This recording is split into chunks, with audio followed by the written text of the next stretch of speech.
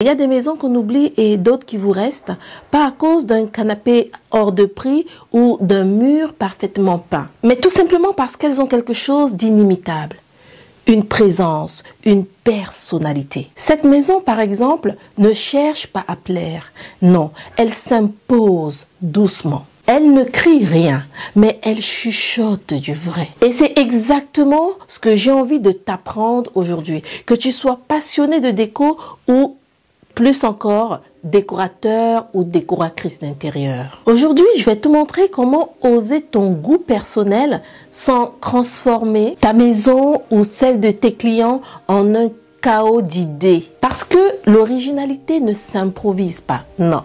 Elle s'affirme avec confiance, équilibre et compréhension du beau. Et si tu veux aller plus loin, apprendre à créer ce genre d'harmonie sensible et unique, alors inscris-toi dans la liste d'attente de mon programme signature pour devenir décorateur identitaire. Tu y apprendras à développer ton œil, ton langage et ta méthode. Et surtout, à vivre de ta créativité sans la trahir.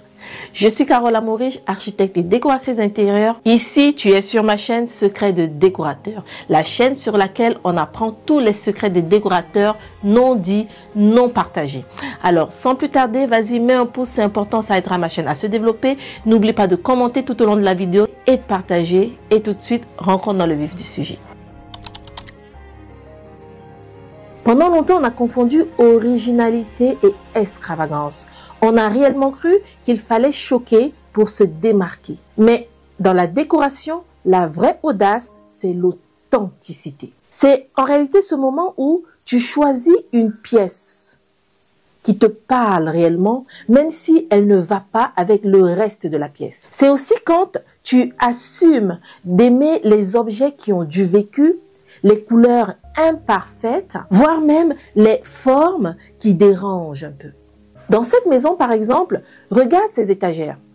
On y trouve un hibou, des cornes, des bocaux et des livres usés. Rien, absolument rien de tout ça n'est à la mode.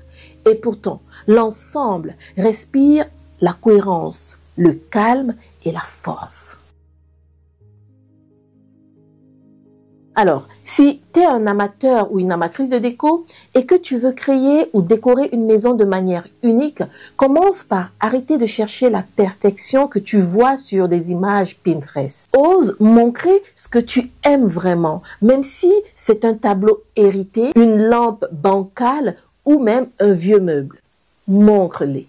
En réalité, le beau, c'est ce qui est sincère. Et si tu es décorateur ou décoratrice d'intérieur, ton rôle à toi, ce n'est pas du tout de corriger le goût de tes clients. Non. Ton rôle, c'est de le révéler. Mais comment s'y prendre? Tout simplement en l'aidant à relier ses émotions à un espace cohérent. Et ça, c'est le cœur même du métier identitaire. Dans tout intérieur, ici, il y a un fil conducteur. Un axe souvent invisible, mais toujours présent. C'est en fait lui qui fait qu'on ne se perd pas, même quand tout semble éclectique. Et ici, cet axe-là, c'est la nature cultivée. À travers les plantes, les oiseaux, la taxidermie, la chaux, les matières brutes et les tons minéraux. En réalité, cette maison, c'est une maison érudite et terrienne à la fois. Trouver ton axe à toi, c'est trouver ton langage visuel. Et ce langage visuel peut être inspiré de la nature, d'une époque, d'un pays, d'un matériau ou même d'une émotion. Moi, mon langage visuel, mon langage décoratif s'inspire de manière très claire de l'Afrique, en général. Et ça se vérifie à travers les matières brutes et l'artisanat que je mets beaucoup en avant. Donc, ce sont des petits éléments comme ça qui permettent vraiment d'exprimer son langage visuel ou décoratif. Du coup, si tu es un amateur, demande-toi, qu'est-ce qui me touche vraiment? Est-ce la lumière? Sont-ce les matières brutes?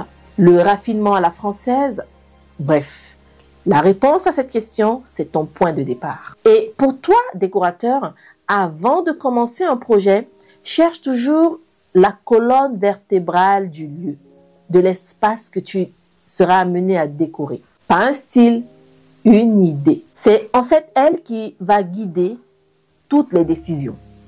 Les choix de couleurs, des matières, des textiles et même du rythme visuel. Et parce que j'aime beaucoup les punchlines, sinon ce ne serait pas moi, je te dirais que sans un axe, tu décores, avec un axe, tu racontes. Tu racontes une histoire. Tu ne le sais peut-être pas, mais l'éclectisme, ce n'est pas du désordre. Non.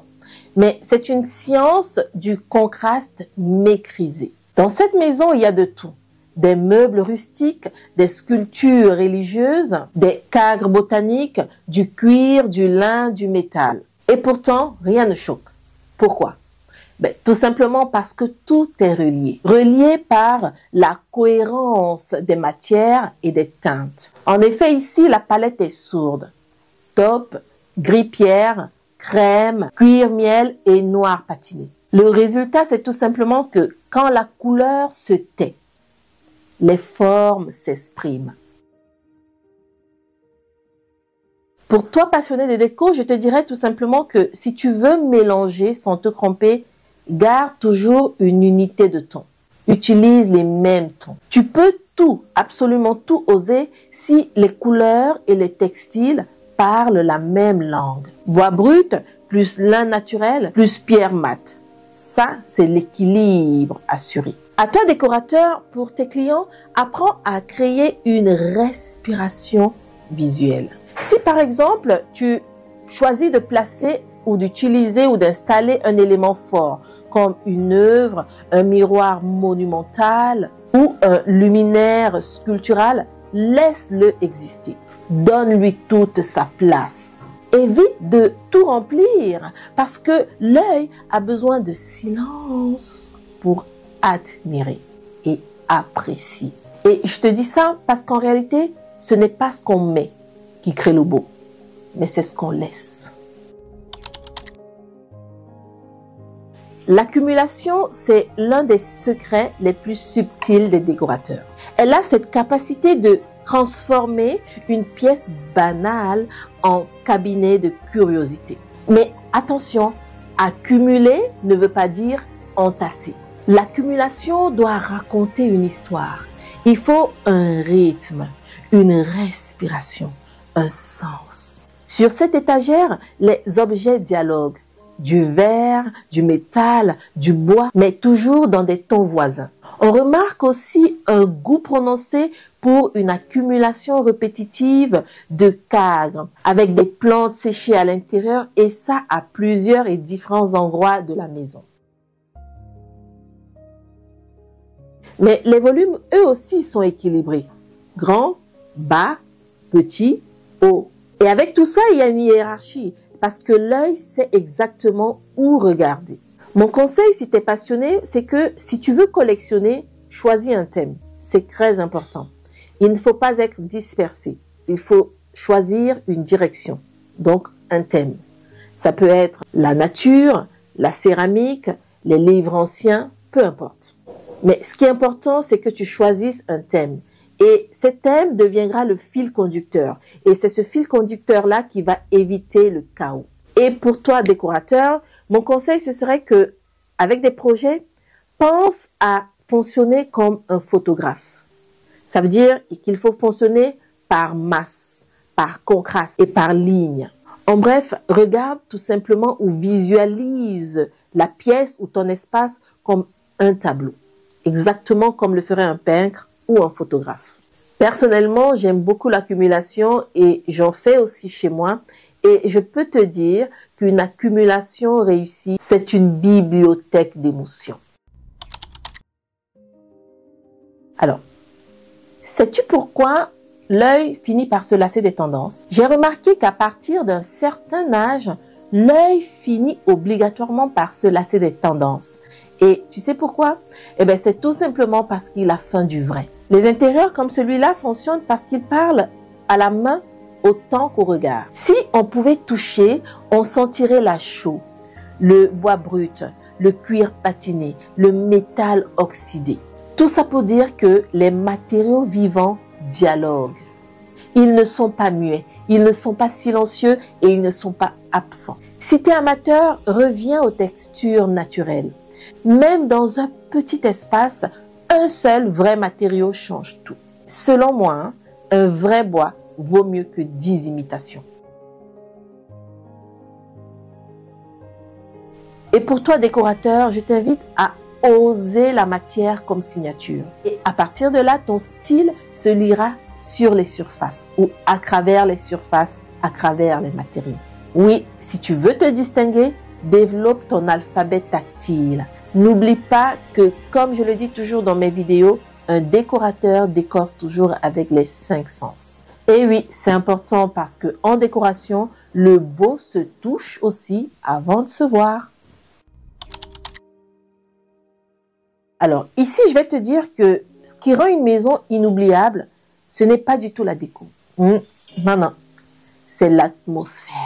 C'est cette émotion qu'on ressent, que tu ressens quand tu rentres dans une pièce. Les décorateurs les plus talentueux que je connais ne cherchent pas seulement à meubler.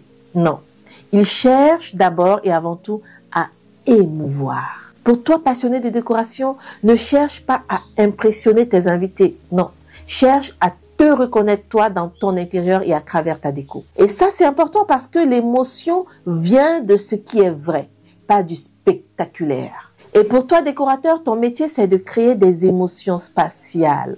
Et pour ce faire, la lumière, les émotions, les matières, tout, absolument tout ce que je cite là, y participe. Oui, c'est important parce que une pièce peut être belle mais froide.